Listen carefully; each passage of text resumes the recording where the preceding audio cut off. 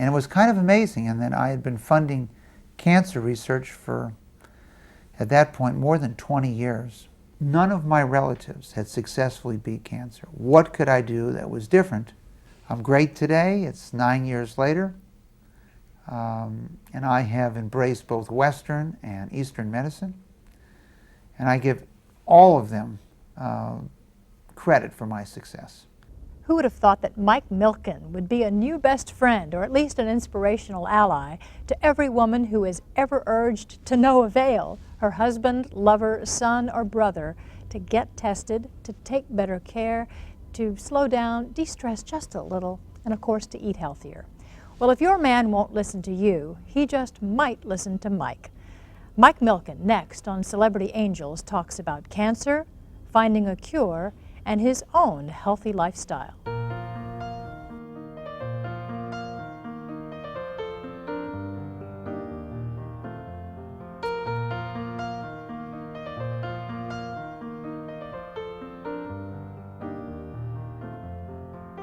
Hello and welcome to Celebrity Angels, a program profiling celebrities and their favorite charities. My name is Amanda Arnold and I'm here at the beautiful and exclusive Mar-a-Lago Club in Palm Beach, Florida, where numerous celebrities have raised countless dollars at fabulous fundraisers for their favorite charities. Our guest today has hosted fundraisers here himself. He has contributed more than his name, more than his time, even more than his millions to the cause of finding a cure for prostate cancer. In fact, the intellect and energy and passion he applied in the 80s toward creating wealth, he now applies, as he has for many years, to creating health. Former junk bond wizard Michael Milken is his name, and he has done this not only because 1 in 6 American men will be diagnosed with prostate cancer at some point in their lives, not only because nearly 200,000 men will be diagnosed with prostate cancer this year and over 30,000 will die of it, but because he himself was diagnosed in 1993 with an advanced stage of the disease and has lived to tell the tale. How has he done that, defying the odds? And what else has he done to be an enormous benefit and inspiration to the cause of curing all cancers? And how did he react personally to the shock of his own diagnosis over 9 years ago? That's what we set out to explore at the Milken Family Foundation offices in Santa Monica, California recently, and Mike Milken is not shy about sharing. It must have been a shock the day you got a diagnosis from your doctor. Well, it was a shock. I had no symptoms. I just went for an ordinary physical. And I convinced the doctor to let me have a blood test for my PSA. And the doctor told me, "You're too young." I was only 46. And I actually had to ask him 2 or 3 times. I was having a blood test for cholesterol, and after my second or third time, he said, okay. And then when I got a call about a week later, he told me I'm perfect health. Perfect health. There was an error on my PSA test because it was 24 to 25. And actually, that's the last time I've ever had a chance to visit with that doctor. And it was kind of amazing. And then I had been funding cancer research for, at that point, more than 20 years. And I knew very little about prostate cancer. I knew a lot about breast cancer, knew a lot about melanoma, and many other cancers that we've been actively funding on the Milken Family Foundation research programs for a long period of time. And unfortunately, I'd lost 10 relatives to cancer, but I really knew very little about prostate cancer. And when I got a book immediately, which told me my probability of having prostate cancer was 98%. I went to a urologist who was a friend of a very close friend who had treated him, and unfortunately my PSA reading was accurate, and it was between 24 and 5, and it was quite a shock. Well, my prognosis was so negative. At first I had to actually lay down. I think I laid in bed for almost 24 hours just to figure out what I was going to do. And as I was thinking that none of my relatives had successfully beat cancer, what could I do that was different? And my prognosis of 12 to 18 months was as negative as any of them had received. And what could I do that they didn't do? And my first thing was I would change my diet immediately. And I hadn't really decided what I was going to do, so basically stopped eating. So I ate steamed vegetables, fresh vegetables, and fruit while I could figure it out. And the other thing I decided is I would change my normal lifestyle. So I would pursue alternative medicine, which we refer to it in the United States, but more Eastern medicine, why I searched out the solutions for Western medicine. And really, for about the first month, all I got was more negative and more negative results as I found the cancer had spread outside my prostate and I had lymph nodes 100 times normal. But finally at MD Anderson, I had a test that was favorable. I had a bone test that showed it had not spread to my bones. So that was my very first favorable sign. And from there, it's been all uphill. So knock on wood, I'm great today. It's 9 years later. And I have embraced both Western and Eastern medicine. And I give all of them credit for my success. From aromatherapy to sound therapy to sesame oil massages to my nutrition, my not-fat vegetarian diet, and to Western medicine and the use of advanced radiation techniques. And you're cancer-free totally? Or more or Well, less? it's impossible to believe there isn't some cells, zooming around your body. Everyone has plenty of cancer cells in their body. That's right. The question is your immune system killing them off every day? So when you're diagnosed with cancer, it's really that your immune system was not able to deal with those cancer cells that started proliferating. I found out that really, and I think everyone has something that is healing for them. And I found out that my immune system was energized by the smell of the seashore, just walking on the beach, and the smell of particularly sequoia trees. And I figured that was due, when I was very young, I used to go to Lake Arrowhead, and my father, who passed away from cancer many years ago, I remember in the mornings getting up when the air was fresh and going out and walking in the trees, and it must have been bringing me back to when I was a young boy and times with my father. So I moved trees next to my bedroom in a house I built. Many people said, why couldn't you just get a spray, an old air spray that smells like the fresh air? Right. But I was going to go with the real thing. thing. And through meditation. And I tried to come to the beach almost every day when I was particularly in Los Angeles or someplace near a beach. And yoga and meditation was totally new to you at that point? Totally new. I had never had a massage in my life prior to 1993 and being diagnosed with prostate cancer. Prostate cancer, like other cancers, if you can detect it early, you have an excellent chance of success. Success being a normal life.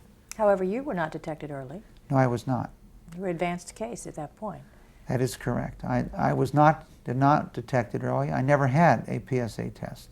One of the advantages of prostate cancer is that there are tests.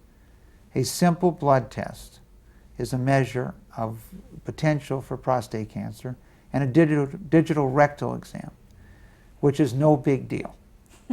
No big deal at all. And so, unfortunately, cancers like pancreatic cancer and certain brain tumors, by the time they're discovered, they've spread and it's almost too late to do anything about it. So from a prostate cancer standpoint, in most of the cases, there is no excuse for you not to be diagnosed early. Now, what does diagnosed early mean? If you're 50 years old, you're having a blood test and a digital rectal exam. And if you're 40, if you have a family history, or if you're an African American, or you have a much higher probability of getting it, you're maybe getting these tests at 40 years old. And so one of the things about prostate cancer is awareness. And today it's quite different than it was in '93. Bob Dole has done an excellent job of bringing awareness in this area, but Senator Stevens and a number of other senators have been very active in their roles, and Joe Torre and Mayor Reardon here in Los Angeles, Marv Levy, who was just a former coach of the Buffalo Bills, and others. And so it is something today that people talk about. in 1993, we did a study. There was 2,500 articles on prostate cancer in an entire year. Last year, there was 18,000. So coupled with early diagnosis, better treatment, the death rate from prostate cancer has dropped from 43,000 in 1993 in America to 31,000. Now, 31,000 is a lot of lives. Still too many. It's still too many, but we've had a dramatic drop considering that the projections were that 55,000 Americans would lose their life in the year 2000 to prostate cancer. So you've had a dramatic change. But our goal here at CapCure is no one passing away from prostate cancer on the planet. And I'm actually planning to take a 2-week vacation when no one has passed away from prostate cancer in the previous 12 months. Oh, that's a good thing to go for, because you're only known for, what, a week at a time max, right? Do you take a vacation? I sure take vacations, and gives you a chance to think. And there are those stories that I've never taken a vacation, but I've traveled a lot around the world, particularly with my family and the kids seeing the world, and I have a great appreciation today just for the beauty. After I was diagnosed, I think I visited 103 parks around the world in the next 3 to 4 years, just to try to understand the beauty of nature and how lucky it is just to be alive. You know, it's interesting. I thought that I was doing everything possible for medical research come '93. And I discovered I wasn't. We started awards. We started cancer awards, the Milken Family Cancer Award Program, to try to keep people in laboratories who had talent. So we gave them money so they could stay in the research area and still send their kids to college or buy a house or buy a car. But what I really didn't do is I didn't really totally involve myself in that effort. And my good friend Sam Broder, who was the head of the National Cancer Institute at the time, I went and visited about a month after I was diagnosed. And I told Sam that if he thought I was aggressive as a donor, as a relative, as an activist, he hadn't seen anything yet of what was now going to happen as a patient. And the goal of CapCure was really threefold. One, increase all medical research. Increase the interaction of private industry, government, academic. Two, increase all cancer research. And three, increase prostate cancer research. What we've learned over the years of the Milken Family Foundation is if you went to try to increase cancer research for just prostate cancer, then it's really a zero-sum game. And now everyone's fighting among themselves for an allocation. So the goal was to increase the pie. And we're very happy to say that over the past 8 to 9 years, there's been more than a $10 billion increase in funding for not only the National Institute of Health, but in cancer programs around the world have also had a dramatic increase in funding. We've had a meeting with the FDA, and I think it was one of our more productive meetings back in 1995. And basically we said, we have a lot of patients here that are dying. We have almost as many people in America dying from cancer each year as died in fighting in all the wars for our country in the 20th century. Do we have to go to phase 3 trials? Can we have things that are working in phase 2 for cancer patients? Can we introduce them? Many of the large pharmaceutical companies and biotech companies felt that they could cut in half, almost by 7 years, the bringing of products to market. And the President signed into a bill a couple years later, fast acceleration of drugs for people with cancer in advanced state. Then we had the Cancer March we put out in 1998, which was such an uplifting experience. CapCure, myself, my family, and Sidney Kimball, one of our board members of CapCure, put on a cancer march bringing about 250,000 people to Washington. 600 different cancer organizations, all at one place for 2 days. We put up a wall and for memories for children who had passed away from cancer by state. And I remember when the march ended, I literally sat at that wall for 3 or 4 hours and read and watched and thought about the memories of parents, brothers, sisters bringing little notes to their children, to their brother, to their sister who had passed away from cancer, seeing little tennis shoes on that wall. And as we took that wall down, we have stored every item on that wall, and I look forward to someday having a permanent, but more than 10 million Americans, I'm just one of those 10 million, have been diagnosed with cancer that are alive and well today. And I think it was such a positive energy that yes, you can live with cancer, and for many people have a normal life. You know, you've had so many changes in your life. What is it you've observed in your life that hasn't changed? What has gotten you through? You know, it's interesting, when you talk about changes in life, I often in talks talk about William Shakespeare. He lived hundreds of years ago, and he's probably more popular today than he ever was. There were literally 200 movies made in the 20th century based on his plays. And what was it about? Why is he so popular? He wrote about human emotions, love, family, in some cases jealousy, envy. But he wrote about what real life's about, and so I think the first thing that's remained is the commitment to the community, the importance of family. My father lost both his mother and father before he was 10, and lost half his relatives in the Holocaust. And I think growing up with that memory, it was just the importance of family. People often ask, what is your legacy? What is your contribution? And I've always said, it's just how great my kids turn out to be. My wife, Lori, who I've known since 7th grade, has done a great job. And so I think family is your strength throughout. Whether it's your highs and success, or whether it's the day that you've been diagnosed with cancer. I, like most people, that day start thinking about, well, will you see your children grow up? Will you ever see your children get married? Will you ever know your grandchildren, etc.? And so I think family is a constant. What about your children? What would you like to have them know that you didn't know? What would you like to have them accomplish that you didn't accomplish? I'd like my children not to know cancer. My father had polio, but he died from cancer. I did not know polio. I had a polio vaccine shot, like everyone else in this country. And so my generation took the shot, but we really didn't know polio. It's true. And I'd like them to understand that what they eat greatly affects their life. And so for the last decade, we really concentrated on a very simple concept, that you actually are what you eat. And all these researchers around the world, in more than 30 countries, that we funded these programs, continue to point out this research is something that's just intuitive.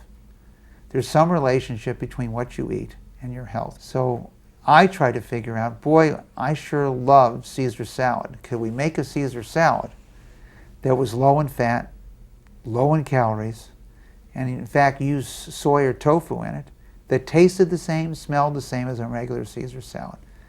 So one of the exciting journeys I've been on for 10 years has been working with my great chef Beth Ginsburg and our doctors such as David Heber at the UCLA School of Nutrition to see if we could reproduce every popular food that a person eats with new ingredients that looks and tastes the same.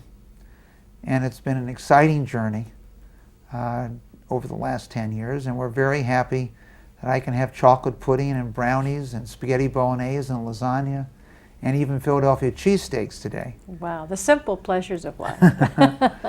Well, it's not surprising, but a cancer patient gives up so much. A person with diabetes gives up a lot. And what you find is people with serious medical problems, one of the things, if they don't have to, they don't want to give up, is eating the joy of foods they've eaten their whole life. And so one of the things that I've discovered is it's very hard to get people to change their diet. So our conclusion in our studies were fine. You just eat everything you like, we're just going to change the ingredients. There you go. You cannot tell the difference. So if you can reproduce food that tastes good and you like it, and it has ingredients that could be positive for you, vegetables, fruit, and other type of protein, soy protein, that we can make a dramatic change, and I believe this will occur in America over the next 10 years. When I realized what I used to eat, and they opened a hot dog stand in Berkeley when I was there. Yes, we were the center of all intellectual thought of Berkeley in the 60s, but probably not culinary. And I think for almost 2 years I didn't go to bed without visiting Top Dog.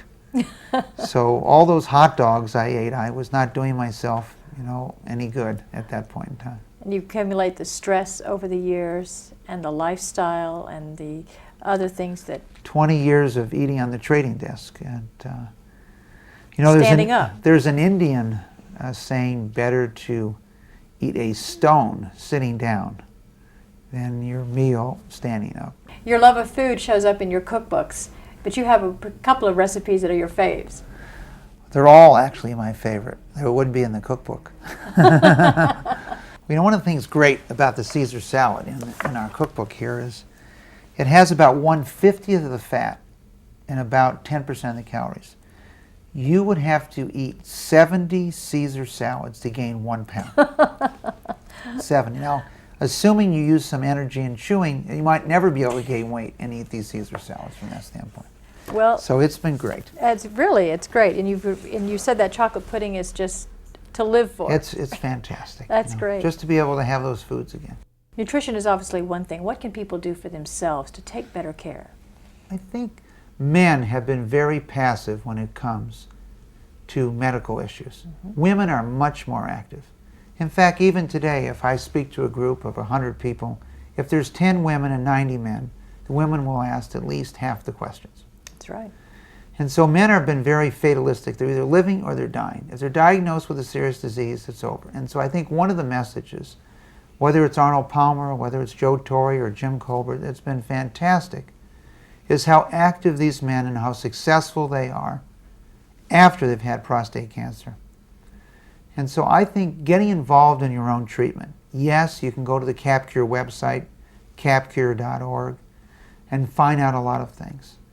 But you cannot be passive. It's interesting. We did a study, and the amount of time that the average person spent in trying to find their oncologist, a person that might make the difference in the future of whether they live or die, is about the same time a person spends in finding a person to clean their rugs. The average person spends 4 times as much time in searching out to buy a car as they do in finding out their cancer doctor. And the other thing we found is sometimes they don't want to get their doctor upset. They've known the doctor, they want to get upset. And so I think being an activist, taking part in your own care, knowing what's best for you is extremely important. And searching out the best solutions today. That's one of the real benefits the internet has brought. The internet and the CapCure website, again, www.capcure.org, can provide you with the latest news about living with prostate cancer, ongoing research, and how to make a donation. By the way, all donations go directly to research and not to administrative or other costs, which are covered by the Milken Family Foundation. And now, the conclusion of Celebrity Angels. What would you say to the men of America from what you've learned? Don't be passive with your health. Cancer is not a death sentence. There are more than 10 million people today living healthily, normal lives who've been diagnosed with cancer. Prostate cancer is the most diagnosed cancer. 1 in 6 men will be diagnosed with prostate cancer. 1 in 2 men will be diagnosed with some form of cancer in their lifetime. 1 in 3 women. The key is to get medical checkups. Detection early. Colon cancer, 90% success rate if caught early. 5 to 10% success rate if caught late. You owe it to yourself, you owe it to your families. You owe it to your children, and you owe it to your grandchildren, and to society to take these tests that are available today. And yes, it takes courage to go get checked when you're not feeling well, and if you've got a pain in your back and you're concerned you have bone pain, not knowing is going to make it much more difficult to get treatment later. I am extremely optimistic. In fact, one of our goals at CapCure is to go out of business. Our goal is in 2 to 3 years to go out of business, and that prostate cancer will no longer be a life-threatening disease. It might be a treatable disease, it might be a chronic disease, but it'll no longer be a life-threatening disease, and our goal is to make that happen as soon as possible. How do you want people to look back and think of Mike Milken? He was a great dancer. I miss my days when I used to dance a lot. Do you dance now? Do you get to Yes, dance? I do. Not as much. Mm-hmm. When I think back, what would I like my grandchildren? That I was a great dad, and I cared. And I think those are the things I'd like them to remember. And I was willing to invest the time and energy and all my talents that I've been given to try to bring things as fast as possible in the field of medical science. I've really had just 3 kind of missions in my life, 3 little revolutions. 1, financial revolution, trying to make capital available for people. 2, education, which is a similar passion. And 3, the cure for cancer. And all 3 of them have been admirable quests. Financial capital, I've passed that on to others. I think it's worked. Education, we have a long way to go, and hopefully our medical science in the next 10 years that we'll find the solutions to most of the diseases, and that my grandchildren will be asking, what was cancer of my children, since it's not part of their life. Back at Mar-a-Lago, big plans are underway for yet another of CapCure's big annual fundraisers. But if life is what happens to you while you're busy making other plans, then Mike Milken has surely learned that the hard way several times, and keeps remembering it by helping others to remain mindful as well. Even in the midst of his incredibly busy and active life, he makes a point of calling 5 cancer survivors every day. Keeps him grounded, he says. Well, we thank you for joining us for this edition of Celebrity Angels. I'm Amanda Arnold, reminding you that life is a gift, and when you give to the world the best you have, the best will come back to you. We'll see you next time.